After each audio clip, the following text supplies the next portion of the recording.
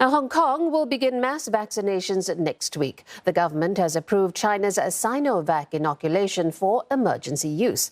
The first 1 million doses will arrive tomorrow.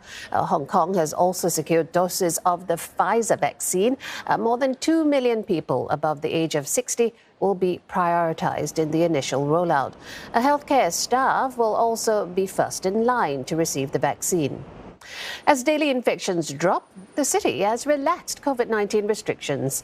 Dining hours have been extended and more people can sit together to eat out. Sports venues, beauty parlors and entertainment facilities have also reopened. Roland Lim is joining us live for the latest on this. And Roland, Sinovac is the second vaccine to be given the green light in Hong Kong and somewhat fast-tracked in its approval process.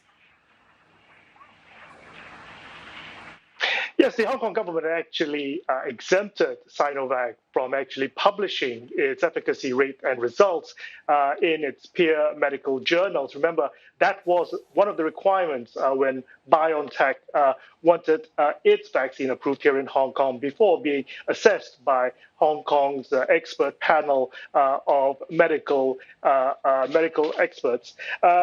The worry really is about Sinovac's low efficacy rate. Remember, earlier trials, like the ones in Brazil, showed an efficacy rate of under 50%. But the latest trial results that was shared directly by Sinovac to Hong Kong's medical panel to assess whether the vaccine can be used in the city show an efficacy rate of 62.3%. So that's much improved. And Sinovac says that's because the earlier trials, the second jab, the second dose was actually done 14 days after the first, whereas the latest results was after 28 days. So that's the protocol that Hong Kong will be following when it comes to the Sinovac vaccine. So as a result, in conclusion, the panel says that the Sinovac vaccine is approved for emergency use, and simply because that the low efficacy rate risks still doesn't outweigh the possible risk of somebody catching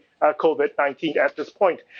Mrs. Carrie Lam, also the chief executive, also wasted no time in posting on her Facebook that she will be taking the Sinovac vaccine simply because she says that she had gone on record before to say that she will take the first vaccine that's available in Hong Kong shores. She's hoping, of course, by setting this example that others will follow suit. The BioNTech vaccine, that's also still coming into Hong Kong, but that's only expected later in March at the earliest.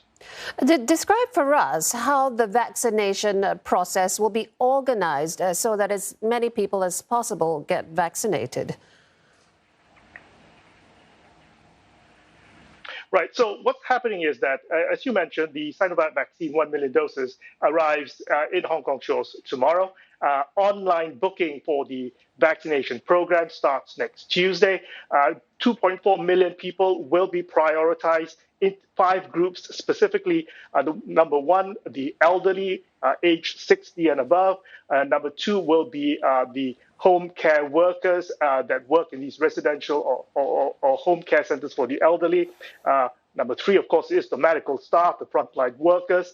Number 4 will be the discipline forces, the firemen, the police, as well as postal workers. And finally, number 5 will be the cross-border workers, the air and crew seamen that helps keep all the exchange of goods open at this point in time. So that's 2.4 million people, but of course they only have enough shots for 1 million. So the rest will have to wait at this point in time. For the people who can't get to the vaccination centers, medical workers, for example, will go to these elderly home cares to visit and inoculate the residents there. But for the rest of us, there will be some 29 vaccination centers open across the city, and that doesn't include the 15 government clinics, as well as some 1,500 private doctors that will also have the vaccine available.